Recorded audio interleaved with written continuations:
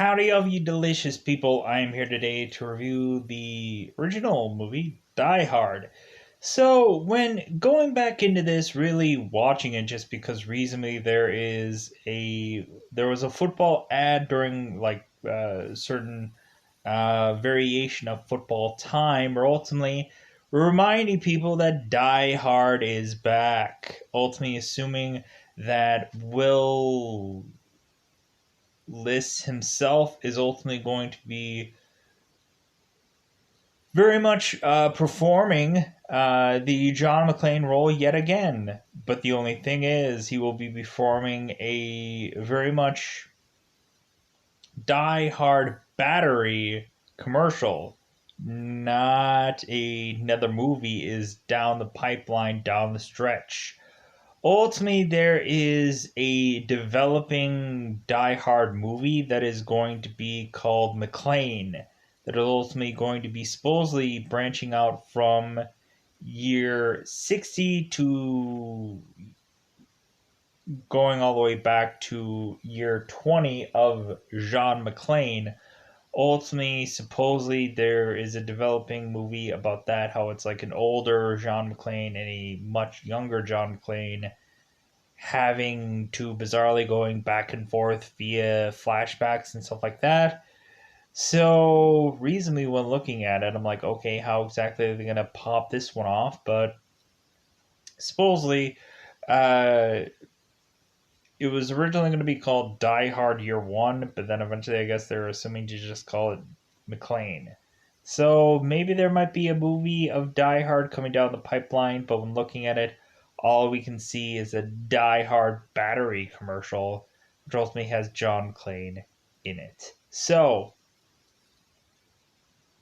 ultimately, when watching that, hearing the news about everybody's like, "Oh my God, Die Hard! What's going on with Die Hard?" So ultimately, I thought by and large I would go into talking about Die Hard because basically it's almost a Christmas movie, so we're ballparkingly around about that time of year to ultimately get some cheer of which to ultimately say, ho, ho, ho, now I have a machine gun and have some fun with this review.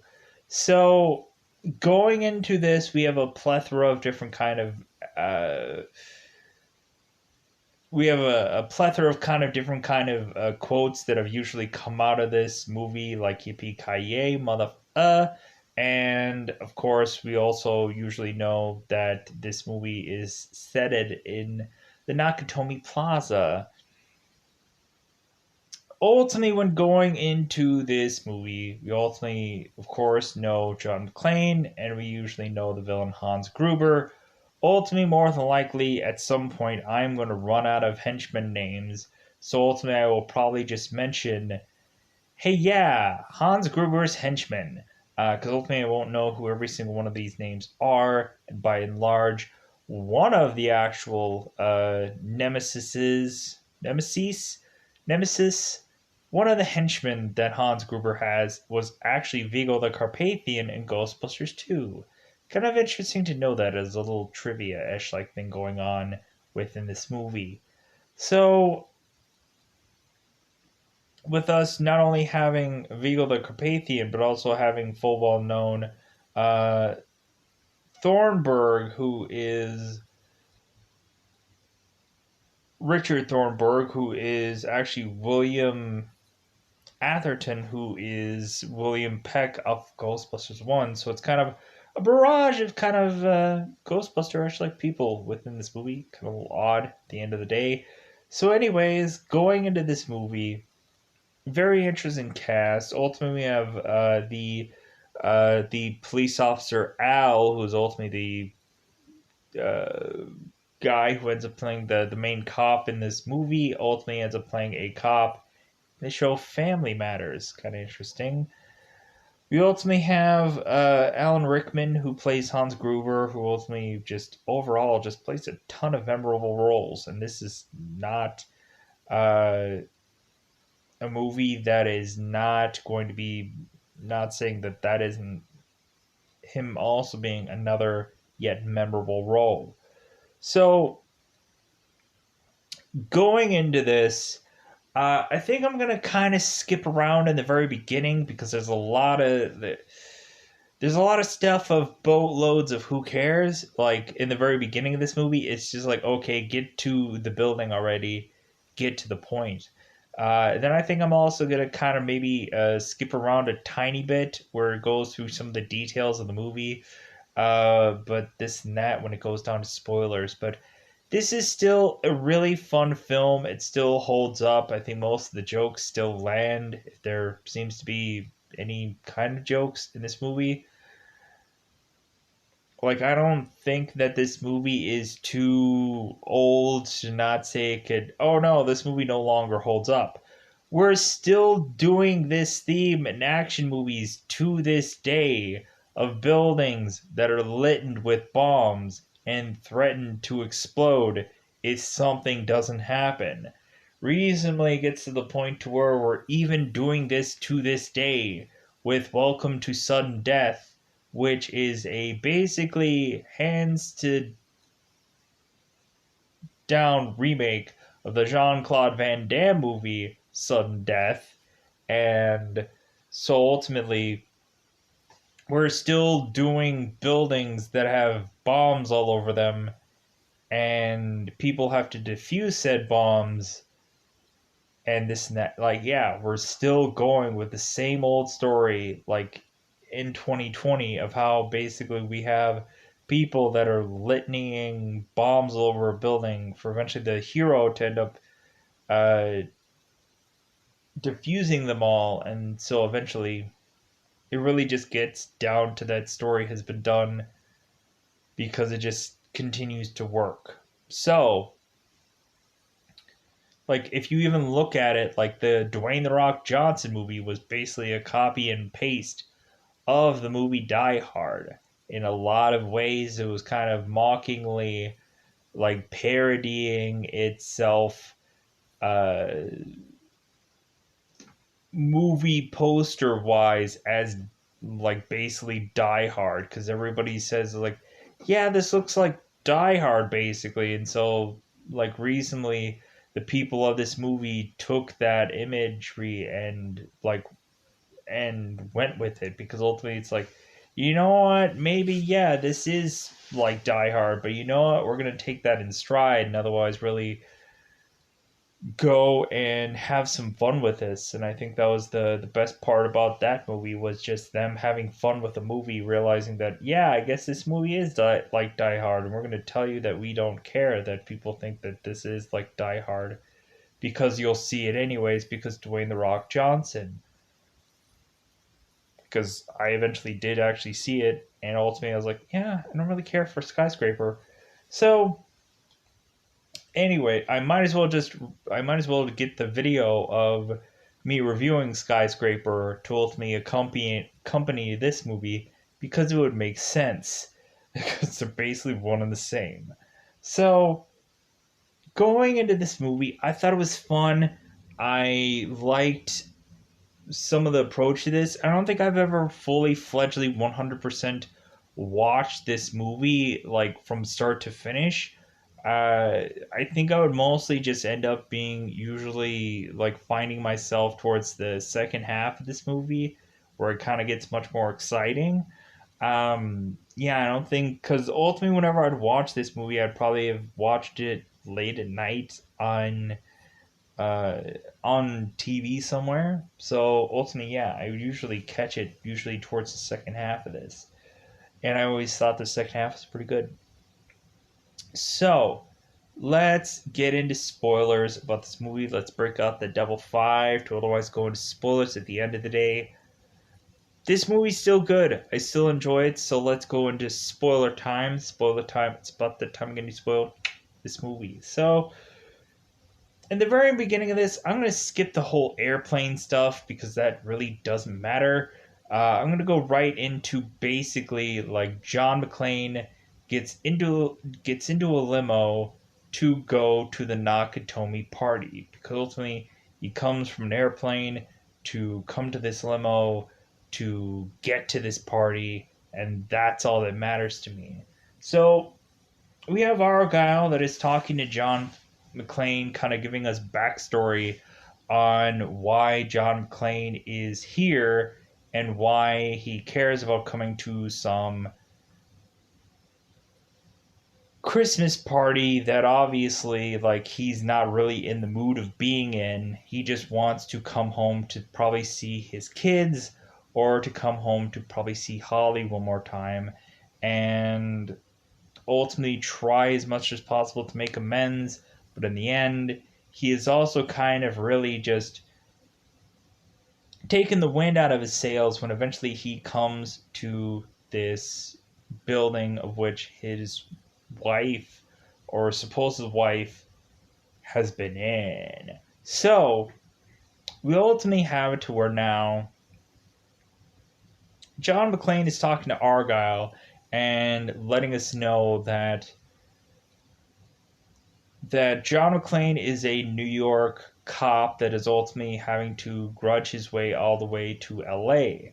And so ultimately Argyle is like, well, hey, like, why didn't you just move to her to LA? And John was like, well, like, because I wanted to keep fighting New York crime. I wanted to fight all these like I wanted to fight. I want to make sure that all the cases I was working on were closed. And Argyle was like, sure, sure, sure. If anything, you were just hoping that probably this Holly gal, uh, probably this job wouldn't work out for her, and so eventually she would just chase back to New York, to get to you. And he's like, yeah, that's really probably what I thought. So because we eventually find out that John and Holly are married, but it seems like it's a marriage that is on the rocks. So we end up having it to where Argyle is asking all these questions, and he's seemingly dead on. And so eventually it gets to the point to where he gets to the plaza, the Nakatomi Plaza, and Argyle tells John, it's like, well, hey man, like I'll wait down here and I'll see if you ultimately like do well with your woman. If you don't, like I'll be down here to take you to wherever you need to go. But ultimately, if you do good, if you and your woman like kind of bury the hatchet, like call me down here and let me know what's going on, and then ultimately I'll leave. So we have to where ultimately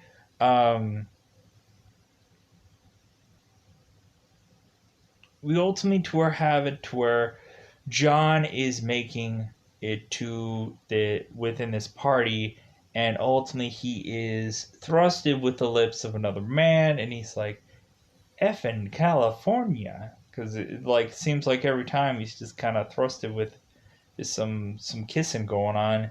So we ultimately have it to where John eventually goes to ultimately find the building owner, which is uh, Takagi, Taga, Takaji, Takaji. Uh, Ultimately, we find that he is the real reason why John is there. So ultimately, we have to where John is ultimately asking Takaji, like, hey, why is it that you're like do do,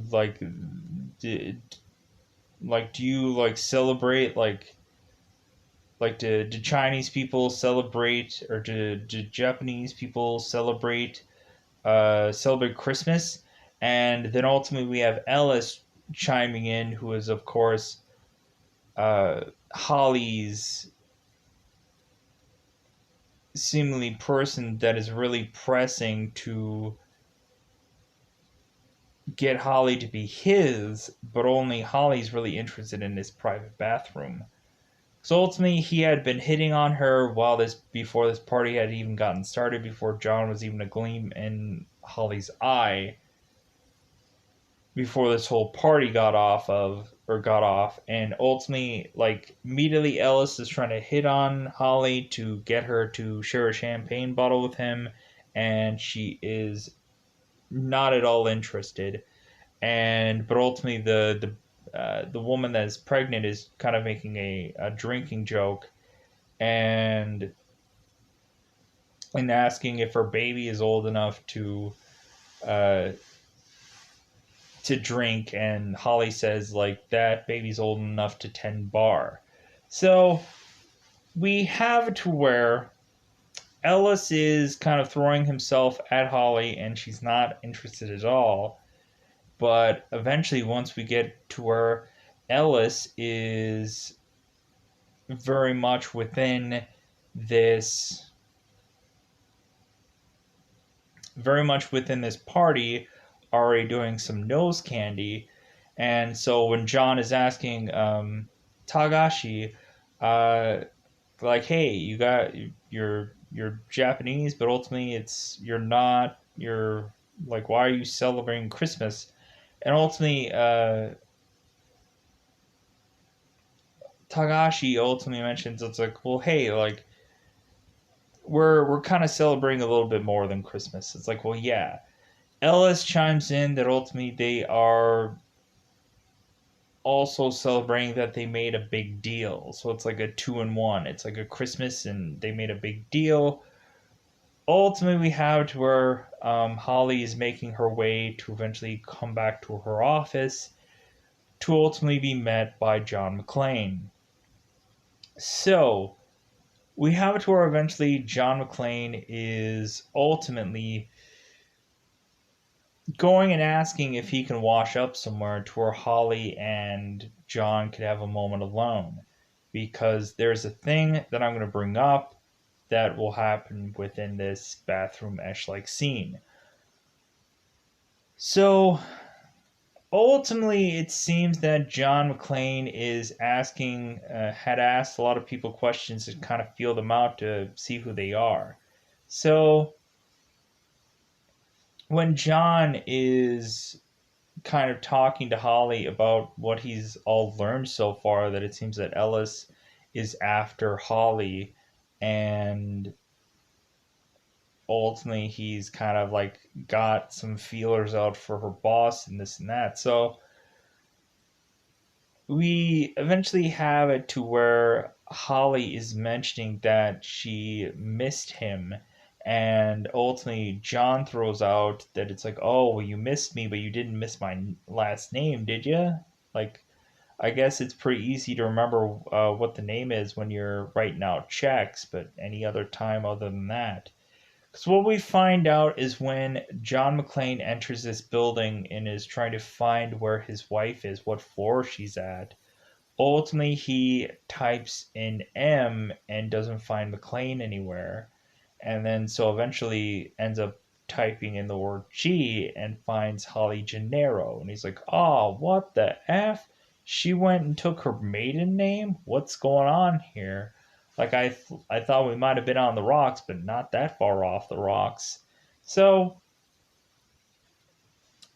John and Holly start arguing, and eventually uh, they are interrupted by some girl telling Holly about some speech. So we have Holly leaving, and John kind of mentioning how a bonehead he was, or how dumb he was. So they end up going to have this speech, and all while they're having this rousing speech, eventually we have it to where we're going to have some party crashers. We're going to have some foreign European-ish like party crashers. So we have to where Hans is making his way through the building, ultimately having some of his goons taking out some of the security guards. So we have it to where ultimately Hans Gruber immediately ends up grabbing. Well, at first he ends up trying to figure out, but then he ends up grabbing um, Togashi to eventually get the first save combinations. All the while, eventually, when hearing gunfire, when things are starting to pop off, John ends up trying to desperately call out with phones, but all the phones go dead. And then John tries to desperately call out to Ar- excuse me, Argyle, because he's hoping that he heard the gunshots, but ultimately he didn't hear a thing. But ultimately, John tries to call Argyle in the limo, and the phone goes dead. So eventually, John is desperately trying to figure out what his next move is. Eventually, he pulls a fire alarm, and then eventually the security guard knows this. That ultimately is not the security guard; it's one of Hans's henchmen, and Hans just calls to eventually have the fire alarm done as a false alarm. Everybody's partying, having a good time, maybe too good. So ultimately, they're deciding that there must be some security guard or some person that is kind of floating around, but they really don't really and truly come to this conclusion until they have Hans ultimately talking to Togashi and ultimately trying to get the vault numbers to get one of the doors open. Ultimately, Togashi mentions that they are not going to easily just get all the vaults open because they need more than just his numbers. So eventually it gets to the point where it seems that Takashi is not going to give them the numbers, so they just kill him, shoot him in the head. And so McClane notices this, and eventually he ends up quickly but surely trying to quickly run off. And so that's when they finally notice that there's really and truly someone here that's been watching over them. So eventually Hans just basically starts having people to starting to sweep to find who this is. So we have it to where eventually it gets to the point where John is to eventually be found out by one of the guys kind of searching through this plaza, and it ends up being Carl's brother, which is Carl is the second in command to Hans. He's the long blonde-haired Fabio Esch like guy that otherwise is the guy that is the main bad guy besides Han. So anyways, we ultimately have it to where Carl's brother ends up walking his way to try to, at the end of the day, kill McClane. Ultimately, he pops off some machine gun bullets to nothing. So it gets to the point to where Carl's brother ends up following the noise of some drill. And so when Carl's brother gets to this drill, the drill turns off, and of course, John is right behind this guy with a gun to his head. So they go for the respectable request to ultimately they end up fighting it out instead of actually using gunfire and shooting one another. So they end up wrestling to the ground to where eventually John McClane eventually does kill Carl's brother and eventually ends up just putting him in a elevator shaft and then trying to stop the elevator door, and then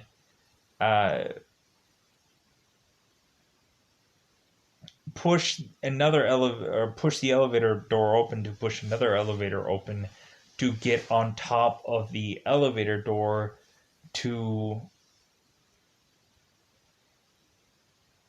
justifiably get on top of the elevator. So when they are open, when this door opens and they read what the sign has said of the Santa Claus and the "oh, now I have a machine gun, ho ho ho," we ultimately find out that Hans is giving information to John without him knowing, letting him know certain names of some of the henchmen.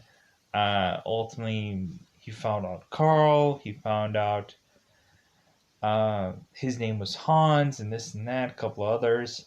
So eventually, we get it to where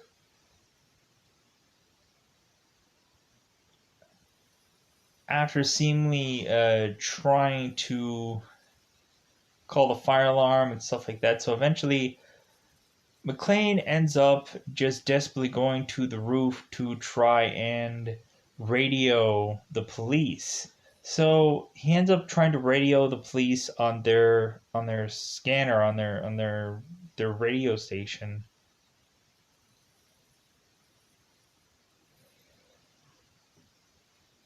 So ultimately we have it to where John McClane is calling on the radio station to the police department, and ultimately they are assuming this is yet another false alarm. Ultimately, from the fire alarm pull from before that ended up getting forwarded away, then they ultimately had gotten now this uh, pre-call from this radio signal.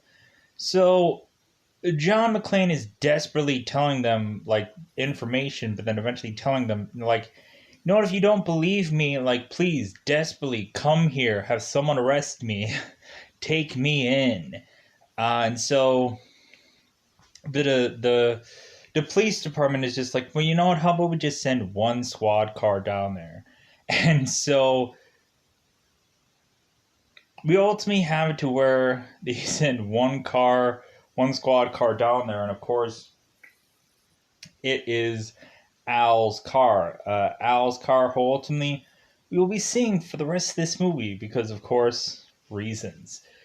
Ultimately, Al is going home for the night, and eventually he's getting Twinkies for his pregnant wife.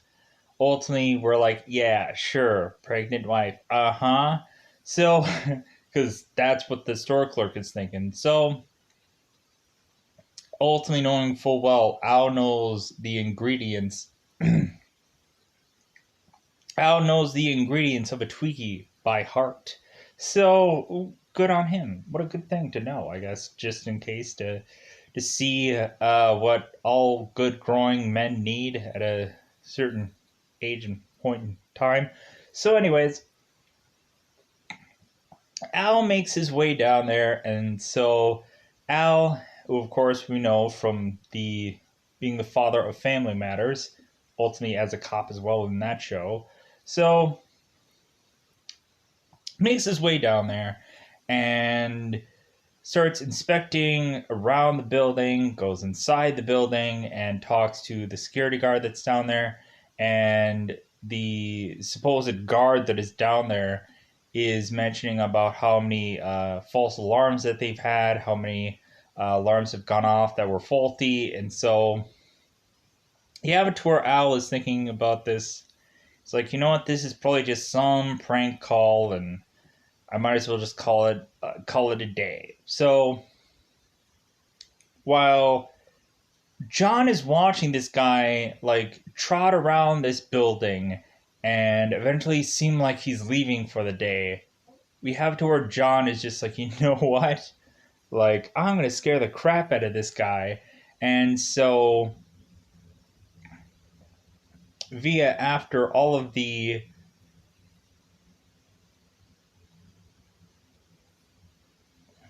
bodies that he has killed, because what had happened is once he made that radio signal, they ended up deciding to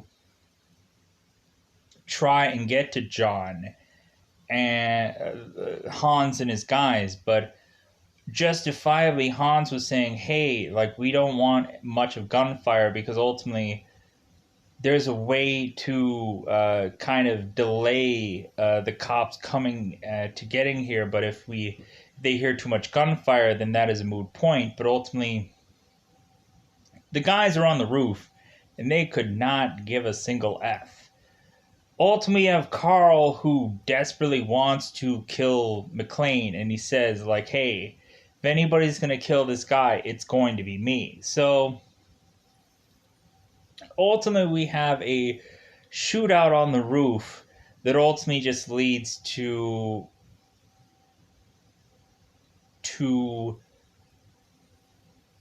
multiple of Hans Gruber guys dead. And then, of course, we also get John to all the while eventually, like, going from trying to get from Takahashi's death, but then also trying to get through to run away from Hans. We eventually get, of course, him going through ventilation shafts. And eventually that's where, of course, we get to the come to the coast, come to a party, have some good laughs, yeah. It's like, now I know what a TV dinner feels like. And that's, of course, when you get the lines, of course, where John McClane is kind of thrusting his body through ventilation shafts that are seemingly very tight. So, ultimately, knowing full well movies that happen any later than this, we have it to where the ventilation shafts are way too far blown out. If you go into the Die Hard battery commercial, like, look at the size of the ventilation shaft that John McClane is in that commercial. Like, the ventilation system is way bigger than him, which I thought was hilarious. So when going into this, trying to desperately get out of here and to eventually see Al almost leaving for the day, we have it to where John grabs one of the bodies of the of Hans's henchman and chucks him out a window, and then crazily fires at the police car, ultimately having Al forcibly, crazily calling on the radio while he's driving, mentioning that, like, hey, my car is turning into Swiss cheese, send everybody, send help, send everyone. So we have it to where this car careens off to the side, and Al is, like, trying to catch his breath because he is freaking just... It's like, whew, this was crazy. Like, this popped off. Like, I was thinking nothing was going on, but man, was I wrong. So, and plus he's had a long day of working, I'm sure, a very severely long shift, and now his shift is going to be even much more so longer. So, we have it to where Al is desperately calling for whoever was on the radio signal to reach out to him, and of course John does. Ultimately asking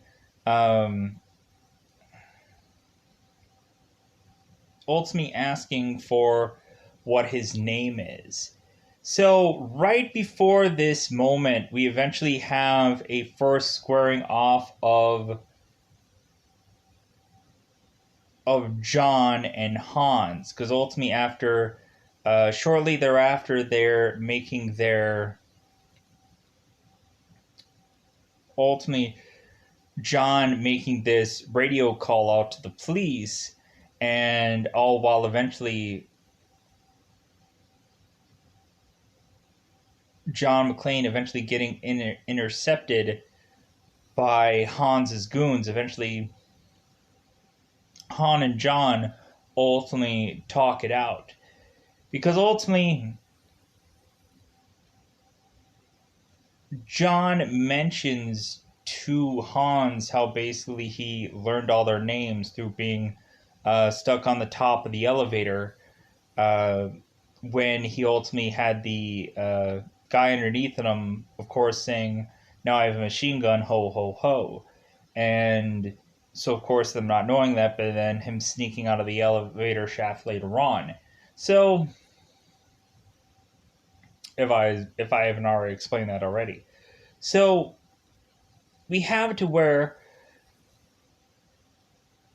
John is speaking to Hans, and basically Hans, since John knows who he is, like Hans assumes that John is just some security guard, and of course John goes, wrong answer." So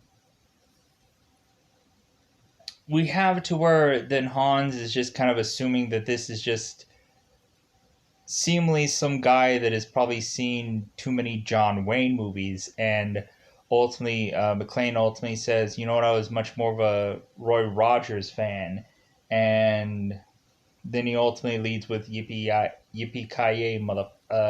So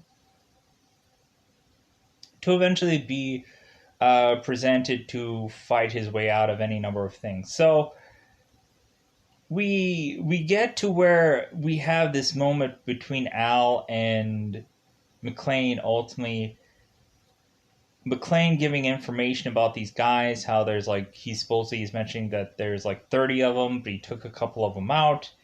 Ultimately mentioning that they seem to be on a high scale of fashion. It seems that they are like well to do because they have some very high end like fake IDs, because he's seen a number of fake IDs in his life, but ultimately these are kind of very top shelf. Ultimately, Al eventually asks what to call McClane, and ultimately, of course, John says that he can't actually give him that information, but ultimately to just call him Roy, kind of alluding back to the conversation that he had with Hans earlier. So we have to where we eventually have Al being met eventually by a a deputy a deputy of sorts. Very much a guy that is going to be superseding over Al, and then eventually we'll have two characters that are going to be superseding over the deputy as well. So ultimately, this entire time, the deputy is uh, going to be flacking on the fact that uh, that John is probably either one of them, or ultimately he's kind of a guy that knows nothing, that maybe he's just a bartender and this and that. So we have it to where ultimately the deputy comes in to kind of take over, and so what ends up happening is the deputy ends up bringing SWAT in right away. And so because ultimately the deputy is going to Al because he's the kind of guy in charge, and asking him about John, the guy he's talking to, but he doesn't know it was John, but like asking about the guy that he's been talking to, and like asking him, it's like, well, like, is this guy like, is he a guy that's a real deal guy? And Al's like, well, yeah, it seems everything sounds legit to him. Like, sounds like every like fake IDs and stuff like that, and like the deputy's like, God, this guy can just be a bartender. So ultimately, they just send SWAT in, and basically they start putting on these bright lights, and ultimately, McClane is freaking out because he's like, "Oh my God, you guys are coming in, aren't you?" And Al is like, "Hey, like, don't say anything right now. I'm busy." It's like if anything, it's like I'll tell you when it's time to talk and when it's time to hide and when to pray and this and that. And so really alluding to the SWAT ending up coming in. So John is like, "Oh crap, like it's too early for them to come in or they aren't going to be able to come in and get in here. It's like this place is like Fort Knox." So I think what John ends up doing is he is the person that is shooting out these big bat signal ash like lights. He's shooting out all the lights. So ultimately, we have it to where to tell them to not try to come in by shooting out the lights. So eventually, they know that they're attacking these lights, but they're going to try to send the SWAT in anyways. So they have the SWAT come in and they are welding the doors open. They're trying to get all these doors open, and ultimately Hans tells his guys to otherwise just wound them. And so eventually you just get some pop shots here and there that ultimately take these SWAT guys down. And then the SWAT general of all this is asking like, "Hey, bring in the car. Like, come on, bring the car in." So this entire time this SWAT is coming in, we have Theo, that is, of course, the guy that is trying to get the vault open. And ultimately, Hans is kind of relaying to him to see consistently where the progress is of trying to get this vault open because this guy is using mechanical pieces to try to get this vault open. Because ultimately, using drills and stuff like that to try to get this vault open, and it's going to take some really long time. Hence why they have to really try as much as possible to stall. So the ultimate end up sending some like ramming vehicle in that supposedly Theo calls it an RV. So they end up trying to send this vehicle in and trying to ram it up through these flights of stairs, but a little hard to get it through these steps. So what ends up happening is that the Hans men are kind of running around with the chicken with their heads cut off to try to put together this big, huge, like rocket launcher bazooka like thing to annihilate this vehicle. And so, of course, they do, and they shoot the vehicle and take it down pretty hard. And to where Theo is saying, "The quarterback is toast." So basically, like, McClane is crazily, scramblingly saying, like, "Hey, give them time to pull out." And Hans is just like, "I'm not going to take anything that you say under consideration." And so it gets to the point to where, in desperation, John McClane is throwing a thing of C4 and some uh, some fuses and whatever onto a chair and tie a a computer monitor to the chair, and then throw this chair down to the floor of which those guys are, for that entire floor to just explode. So that way he won't have to take the time to figure out where these guys are and would just annihilate the entire floor. So basically, like, an entire floor explodes. Thornsberg, the reporter guy, is asking if the cameraman had gotten that footage. "Did you get that? Did you get that?" And he's like, "Yeah, I got it." So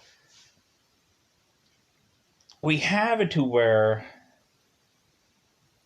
they annihilated that entire floor. Al is loving it. He's like, he's he's asking if John's all right. It's like, well, yeah. It's like, hey, did I did I get him? And Al's like, yeah. It sounds like from our spotters that you got two from that blast. So ultimately, Al or ultimately the deputy is grabbing the walkie or whatever from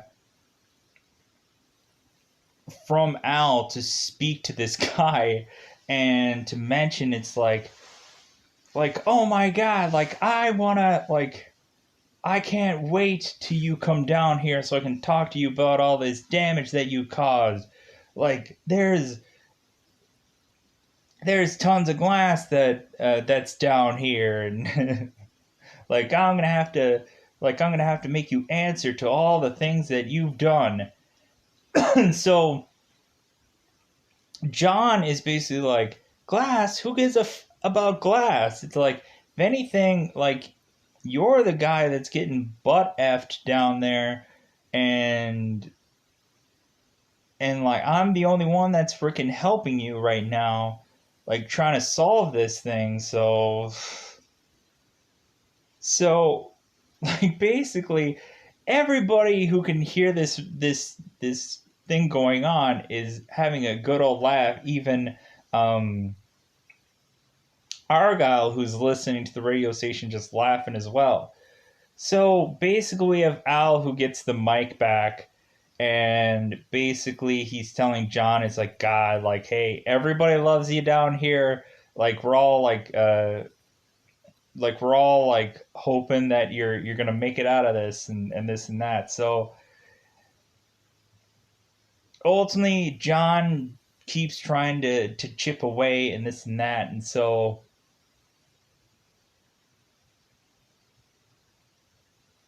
it eventually gets to the point of where we get it within this movie that there might be little bit of murky spots, might be some stuff out of order when it comes to this part, because there's a lot of things kind of going on to transition at this point. And so ultimately, we have Ellis, who is kind of very much freaking out that ultimately is it going to be either uh, these Euro trash like guys, or is it going to be John that ends up getting them killed? So ultimately, he wants to go and speak to these guys uh, to ultimately try and come up with a plan. So we have Hans who eventually talks to the deputy, and ultimately asks to get some chains rattled for him and to ultimately release some of his brothers that are under arms, or that are in prison. Ultimately, Hans rattles off all of this, all of these like random Esh like names that makes no sense. The Asian Dawn and all of this stuff, all these people, to where even the point where Carl is like the Asian Dawn, and ultimately Hans is like, I saw it on Time magazine. So we have it to where the deputy is like taking more stretch of time to try to answer these demands, but uh, Hans is not really giving him an a huge amount of time. So ultimately, we eventually have it to where the FBI is slowly but surely coming in, and the deputy is trying to look as cool or as good as possible to the FBI. And so the FBI comes in, and ultimately they mention that this is Agent Johnson. I'm Agent Johnson, no relation. So you have to where basically they are quickly and easily going to commandeer everything and try as much as possible to seem like they're taking over, but really when looking at it, they're not going to really help and or like get any release of this whole entire situation really for anything. And ultimately, the FBI kind of says it's like, well, you know what? We don't actually legitimately have to release any of these people. We can just tell Hans that we had released all these people. How would he know? So we eventually have it to where Ellis makes his way to talking to Hans, and he basically tells Hans that uh, he's his night white, he's his white knight, booby, and so basically he tells him that he's gonna serve up this problem that they've been having to him. And so he's kind of like, okay, sure, all right, I'll go with this. So we ultimately have it to where Hans goes on the radio and tells McClane that he has somebody that he knows. And so Ellis comes onto the radio, starts talking, and says, like, hey, John boy, like, and starts very much mentioning how, like, hey, you gotta give yourself up, and like, because like things are going hectic around here, and so give yourself up. So McClane is just mentioning that's like, okay, how did you tell them that you knew me? And ultimately, Ellis just says that supposedly he just said that he was an old friend of his that came to this party, and so McClane is desperately telling Ellis, like, tell them you don't know me. It's like, Hans, this Ellis guy doesn't know me. He doesn't know me. Like, Ellis, tell them that you do not know me. Because ultimately, John is not going to give himself up. And ultimately, that is going to lead into Ellis's death. Because ultimately, Hans is kind of getting tired of this. And so ultimately, he's otherwise just going to decide to go ahead and just kill Ellis. So eventually, that is another one of these hostages down, and so the deputy down there is telling Al, it's like, God, like, this guy, he pulled the trigger on his friend, and ultimately Al is convincing his deputy, it's like, what did you expect him to do? It's like, if anything, if he would have turned himself in, both of them would have been dead, and we would have been right back to square one now, wouldn't we have? And so basically the FBI is wanting to pull the power on on the whole building because that is eventually their master plan. And all while we have that kind of going on, we eventually have it to where Hans is wanting to check to see how many of the detonators has McClane pulled so far. So, because eventually he is noticing that, well before that, that McClane had a big bag of stuff. And then basically he had taken that stuff and then used it into the exploding of the whole entire floor. But Hans wants to know like what real true detonators are left. So eventually he goes onto the roof to double check what McClane had found. So eventually here's where we get the interesting part of getting it to where McClane is meeting a person that has hidden for too long, that is like, you're one of them.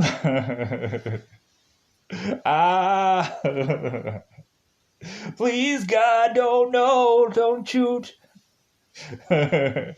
Basically, we have Hans, who has dropped his accent. Now he is a American guy that has been hiding for too long, and supposedly he is going up to the roof to try to signal to somebody for help. So we ultimately have it to where John is kind of really like, he's already kind of asking this guy questions to really see if he's like thinking on the fly, or he like really has real and true answers. And ultimately he is telling him he's actually John McClane. He is and all while also the news reporters had heard that from Ellis's talking about John McClane being being this guy. So they got all the information about him, and then they went to his home to talk to his family, and eventually on live TV they do an interview, which ultimately will come back to haunt them at the very end of this movie.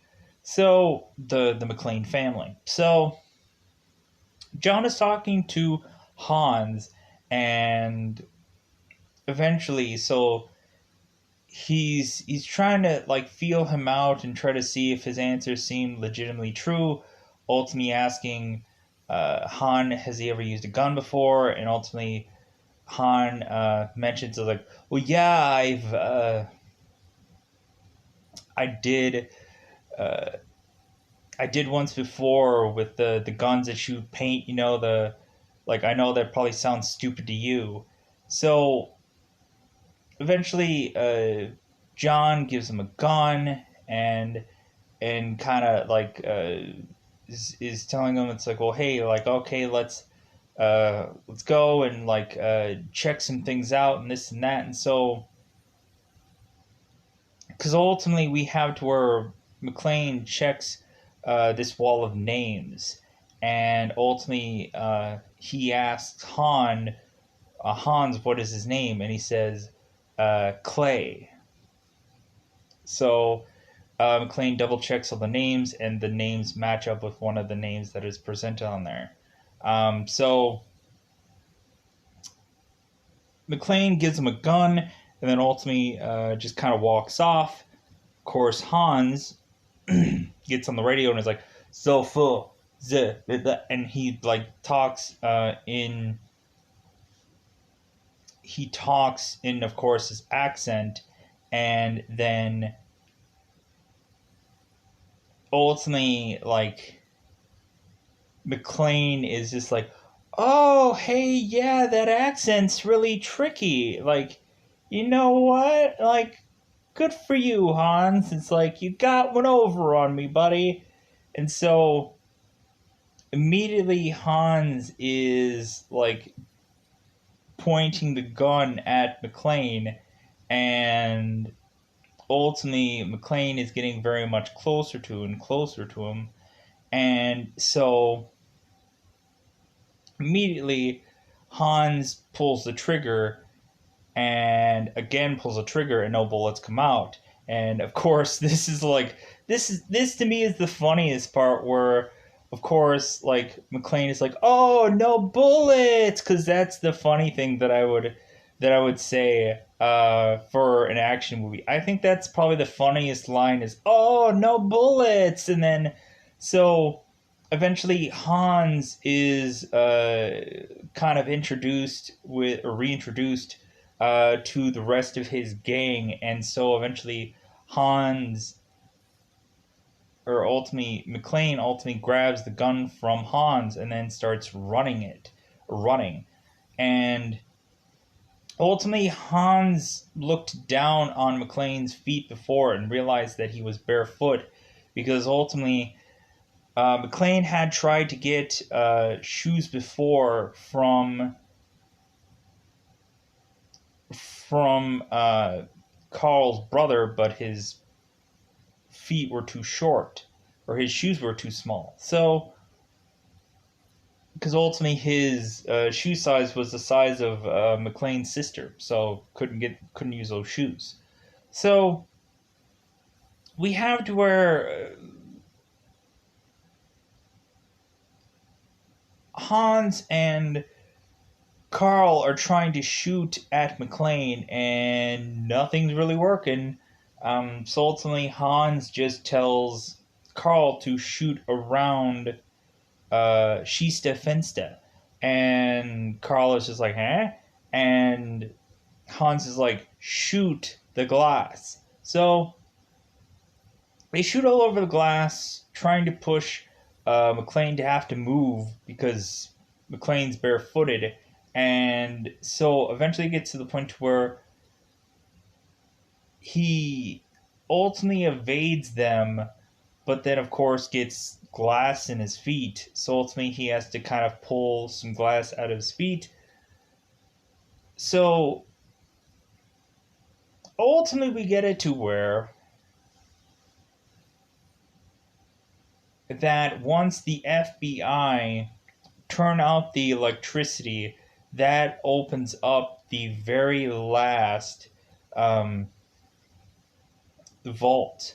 Because the last vault had like electrical like barrier, but when the FBI shot out the power, then that got it to where the last vault could open. So guys are crazily getting all the money, and so eventually they're like, ha ha ha, like now we're gonna send all the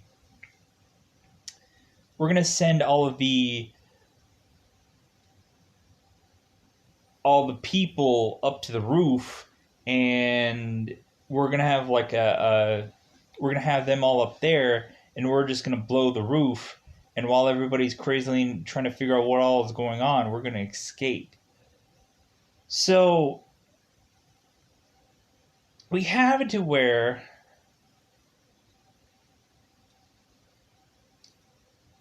ultimately John is taking glass out of his foot and then talking to Al. And while he's talking to Al, he's thinking that at some point something's going to go horribly wrong. So he wants to tell his wife once Al meets his wife, because eventually at some point he's going to probably meet her. So he's telling him to tell his wife that he was sorry because he said I love you 100 times, but he never said that he was sorry. So, and then also he is talking to Al and asking him, has he ever gotten flat feet? And this is where we get the story of Al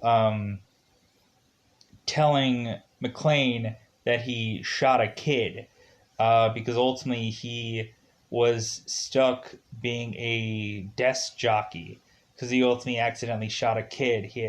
It was at night.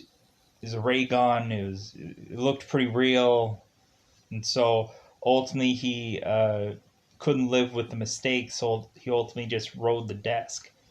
So eventually, after this story, McClane is really asking to himself, why was Hans on the roof. Like, what was he up there for? And so while McClane is on the roof trying to figure out what happened, so is everybody else crazily being up there, all the people. And so we have to where McClane the is noticing the bombs. And so ultimately he's yelling out to Al, it's like, hey, it's a double cross, they have bombs up here. And so while the FBI is making their way to the top of this building with helicopters, John McClane is crazily trying to shoot in the air to tell everybody to go back down into the building because otherwise they're going to die. And the helicopter people are shooting him down to where he forcibly has to grab a hose, tie himself to this hose, and then slide quickly as fast as he can down to smash into some window. So ultimately, this roof is eventually going to pop off because eventually, once he gets all the civilians down there, Hans decides quickly to blow the roof anyways. So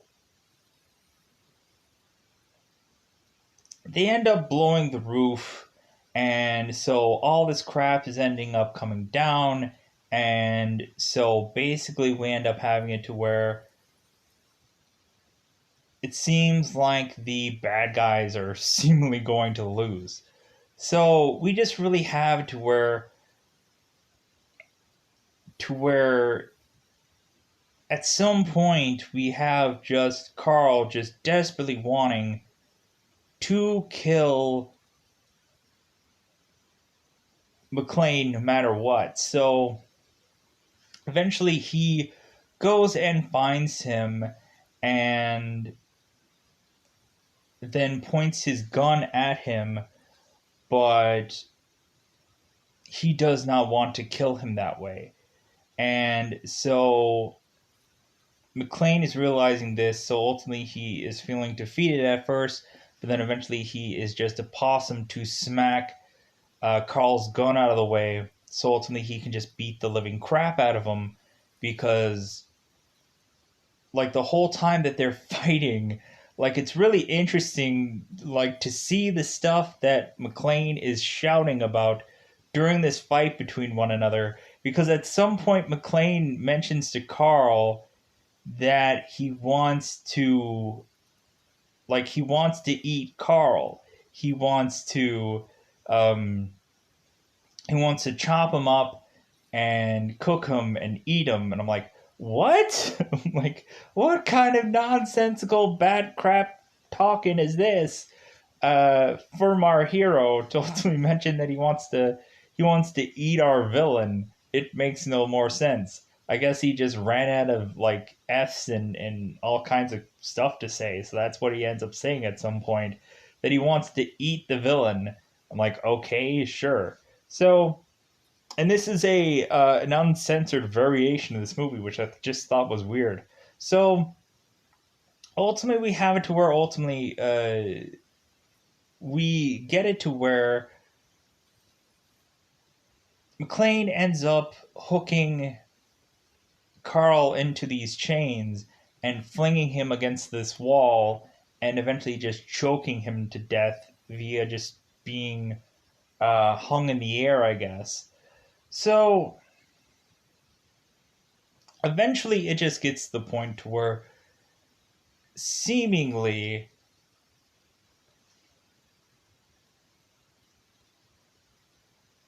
everyone is kind of like the building is crumbling down. Everybody's desperately trying to like figure out how to get out of here. McClane is trying to find his wife, and ultimately the interview is going on to where ultimately Hans is noticing that There's a picture of the McClane family, and it has John McClane and Holly McClane, and this and that. And so Hans ends up stealing Holly Gennaro because holding her for hostage, so that way ultimately um, McClane ultimately will have a bargaining chip to let Hans go if he gives him his wife. So they are desperately, the bad guys are desperately trying to stack all this money to make their way out of here. And so we have to where at first it seems like there's some villains that are trying to just make their way out before they can get out of here. And um, Argyle eventually rams his limo into the vehicle that they were going to try to get away with. And, like, good for him to try to do that. So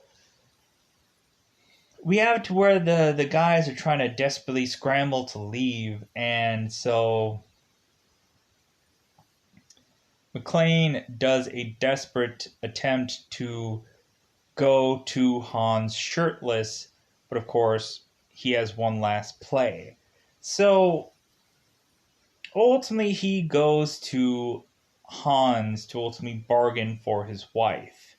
And so reasonably, he gives himself up to Hans, and but we realize that McClane had a gun at some point, but it only had seemingly 2 bullets. So, but where's the gun? We can't really see it. Ultimately, we're realizing that, well, you know what, McClane like had a gun, but what did he do with it? Seemed like he had tape at some point. What was that for? But now he's shirtless, going to Hans. Does he not have a gun? What's going on? So ultimately, Hans and John had their last talk out to ultimately have Holly be given up, and then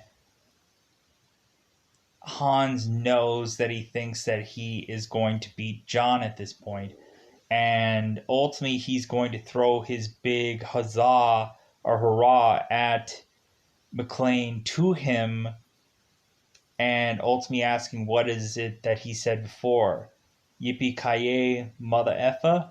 And so Hans is laughing, uh, John is laughing, and so eventually it gets to the point where Hans is pointing his gun at John, and John rips off the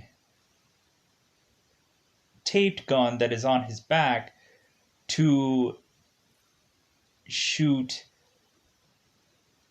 Hans and then to shoot the other guy that Hans was with.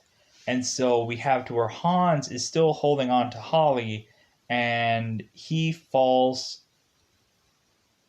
out of the building through this glass. And so Holly is with hands stuck, and we have it to where, because ultimately Hans is holding on to her watch. So, funny enough, so, because ultimately they talk in the very beginning of this that the people that worked at that company had just given Holly a brand new watch, and Ellis wanted her to show the watch off. So it's kind of funny for her to be wearing this watch to kill off Hans. It's kind of funny. So she's holding forcibly onto Hans, and so McClane is eventually going to Holly to pull off this watch, to told me just watch Hans fall all the way down to this build through into the bottom of the building. And while they're seeing somebody drop from the building, the deputy is ultimately yelling, "I hope that's not a hostage." So it ends up that Hans is dead, everybody's like happy. Everybody's like, you know what? Let's all go out of this building. No other bombs are gonna explode, I think. So McClane makes it all the way down to the very bottom of the building. Everybody made it out. So Al is eventually just so happy to finally meet John McClane. And ultimately, John McClane introduces his wife Holly to him, and they're having such a great moment. It seems like a lot of points within this whole thing going on.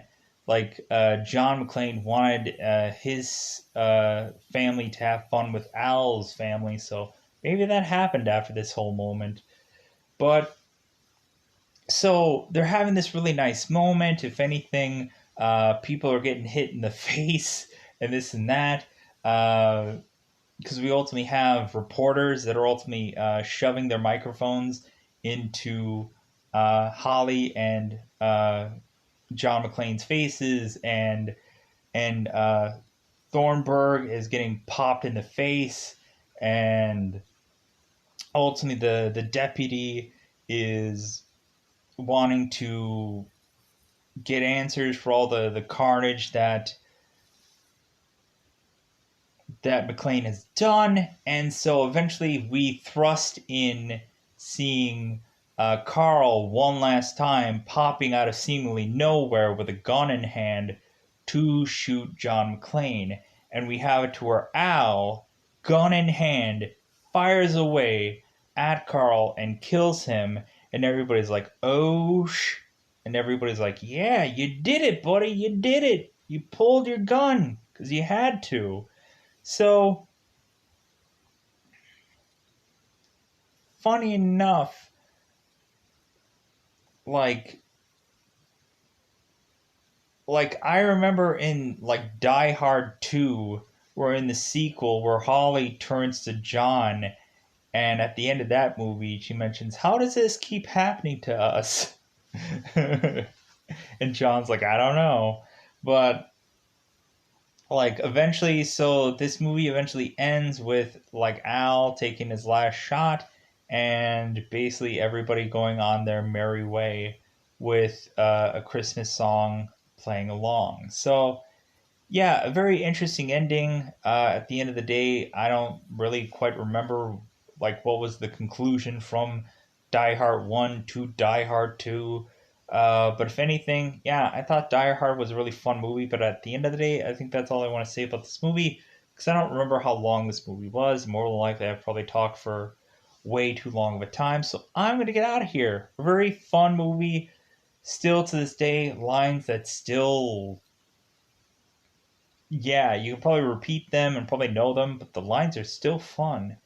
Um, Especially when Bruce is kind of going through the ventilation shaft and having the "come to the coast, come to a party, have some laughs." It's like, now I know what a TV dinner feels like. So at the end of the day, I'm going to tell you what a TV dinner feels like by getting out of here. Goodbye, everybody. Goodbye, everybody.